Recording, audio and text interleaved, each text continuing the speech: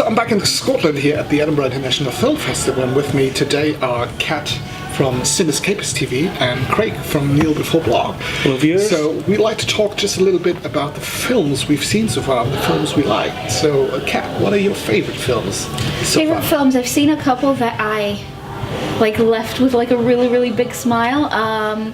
One of them is called Freak Show. I've seen that yesterday as well. Yeah, I also saw Freak Show. really enjoyed that. That's definitely highlight of the festival for me. I think it was made by Sting's wife, right? Trudy Styler. Oh yeah, that's right. Yeah, that's true. It's just filled with that kind of irreverent power of the queer community. It's about a boy played by Alex Lawther, who I think so far, as I've seen him, has only ever played gay characters in film, and he's fantastic. I love him as an actor. He's brilliant, and he plays this boy who, he has quite a rough time because he is so out there. He's a very extra person, and people can't really handle that. And especially he moves to a small southern town. People give him a hard time, but he is fabulous, and he ain't taken none of that. And I really enjoyed it. Definitely one of my favorites. Okay. Craig, what's your favourite so far? I've had a few favourites. One that really stands out to me, just because I wrote the review recently, was Just Charlie, story of a young kid who One of my favourites. Comes out as transgender, and it kind of covers all of the obstacles he faces in terms of getting acceptance, or his dad isn't quite accepting him, but he's not a villain. He doesn't accept him because it's a situation he's not prepared for, and they have the kind of what pronoun do we use to refer to Charlie now. There's a lot of that. So I don't know anything about what really goes on when people come out as transgender, but for me it was right, I can see why that would be a problem, or why that would be an issue that people would come up to. So I think it covers a lot of ground. It's really good. Harry Gilbey, great star-making performance from such a young actor. Excellent. It's one of my favourites. Yeah. And mine actually is Edie, which I'm going to see tonight again for the second time. The only film I'm seeing here twice. It's about the 84-year-old Edie, played by Sheila Hancock, and she tries to climb the Sylvan, which is a very popular mountain in the Highlands, and she's 84 years old, and she says, "Well, I'm trying to do it," and the film is just beautiful in every single way, from the landscape to the story to the characters. It's just, everything is just so good, and that's why it's my favorite here. Mm-hmm. I really want to see it. It's just from the look of it, it looks well made and made with care. So yeah, I will definitely watch out for that. I actually did see one film twice here at the festival. Yeah, which one was it? Well, it's not so much a film as it is a play that's been filmed. It's Julius Caesar from the Dunmar theatre production back in London. I think they originally did this back in 2012. They picked 3 plays to do with an all-female cast.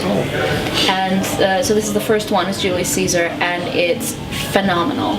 It's everything that is strong about the play, that speaks to us as a modern audience, is brought to life. They went through the script and kind of translated the lines one by one so that they can bring that modern tone of voice to the old text, and it just works. I mean, even if you claim you don't understand Shakespeare, you can watch this and you'll get it. Oh, that's good to hear. Yeah, absolutely. 5-star, amazing, Julius Caesar. Yeah. Wow. Do you have another film that you're...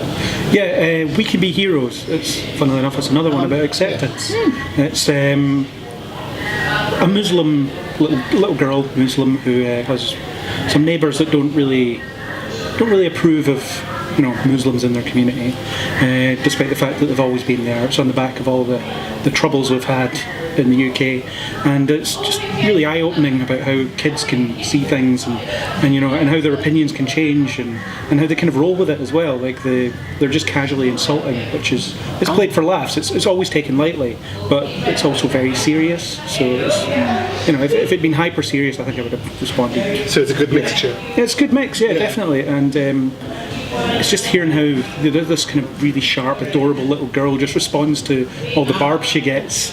It's really good, and the way she gets kind of she's even suspicious of her own brothers, which is funny because they're just weird according to her. Okay. So it's brilliant. It's really good. It's quite moving. I think I'm about to see that tomorrow or next couple of days, I guess. Yeah. So I'm really looking forward to that.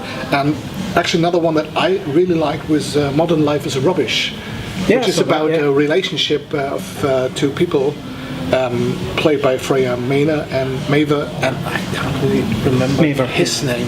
Yeah. Josh Whitehouse. Just Whitehouse, yeah. Right, that's it. And the film starts with a couple separating after 10 years of marriage, and they're going to, or trying to... I think they're just living together. They're still living together, married. but they're trying to divide their record collection. Yeah. And based on the songs of the record collection, on the CDs, they look back, or the film takes a look back on their relationship, which is quite a good idea, I think. And I really enjoyed it. It was beautifully shot. And, it was a nice idea. It worked pretty well. The two lead actors were pretty good. Some of the music choices were really good. It was nicely done. Actually, the title is based on the second album of Blur. Yeah, that's right. Yeah. So it's good. Did you see it? No, I haven't seen it Oh. yet. I really, really want to. I hope that it will get UK distribution. Yeah, I think it will. already has. Oh, Yeah, lovely. Yeah. I think it's sold to Universal, if I'm right, but I'm not sure. Because whenever actually. the screening was on, I wasn't here yet because I came in the middle of the festival, so it's been a bit awkward with that. Okay, and I think we all agree that we're already a little bit tired. Oh, right? It's a fantastic atmosphere at the festival, but there's so much to see, and there's so much to do, and so many people to talk to, and fun to be had. That exhaustion does set in. It's not just the films; it's everything around. Yeah, the and I'm only here for a week, and I'm feeling it already. I'm kind of feeling it. But it's always a really lovely time.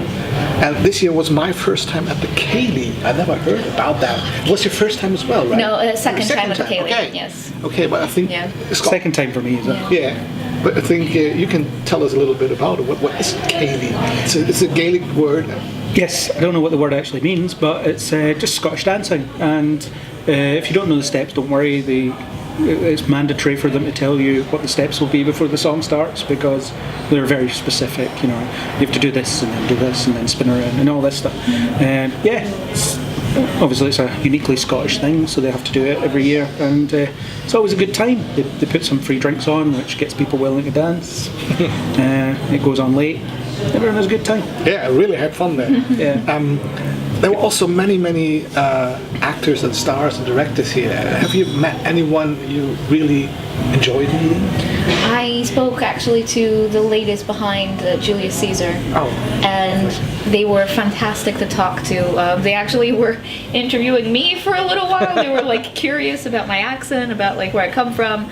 And I was like, I mean, it's great that you want to know about me, but I'm here to talk about your work. And just they were lovely women. They had a lot to say. And the director as well, Phillida Lloyd, who's the one behind the Mamma Mia and the Iron Lady.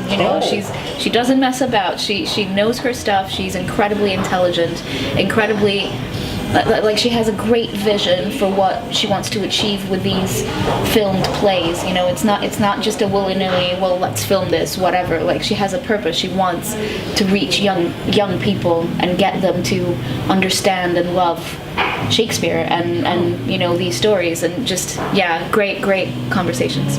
Yeah. And you, Craig, have you met anyone? Not any formal interviews, but I decided I would go bother Danny Houston and Toby Jones at the Cayley, and they were both perfectly willing to speak to me for a minute or two. I don't want to take up too much of their time because they're there to have a good time on as well. So they don't want to be standing around letting me fanboy all over them for hours on end. So I just went up, said, liked your films, spoke to them a bit about other things they've done, asked for a photo, and then swiftly left. Yeah, they both did wonderful films here. Yeah, then he used the last photograph and which I've Toby Jones with Kaleidoscope. Yeah. I actually have to see Kaleidoscope. I think I've scheduled it for tomorrow, so I'm about to see that. But the last photograph is another one I like because it's a very tiny story, so he only uses 88 minutes. So, but he tells the story about a man who loses the only photograph he has left of his son, who died 10 years before in the Lockerbie. With the plane. The plane that crashed down. Actually, the first big-scale terrorist attack that happened, and so it was. He also starred in it, and it's very lovely. Yeah, very beautiful film. Yeah, I do really like his work. He's very good. Yeah. I mean, we went to a couple of the in-person events here as well, so we didn't meet them, but Stanley Tucci was there. Oh, he and was he spoke about his amazing. work. I love him. He was very I very love him insightful. so much. Yeah, and Kevin Bacon as well, and Kira Sedgwick. I missed that one. It was quite interesting to hear them talk about like their two different perspectives and how they came together eventually, because they've had different experiences getting into the industry. So it was fun. I would have loved to see that. So Yeah. okay, then I think it's time to stop. Thank you both for being here. Thank you for having us. I'll put the links to your YouTube channel and to your blog down in the description. Cool. And check them out. They're both amazing. And thanks for watching. Thank you. Cool.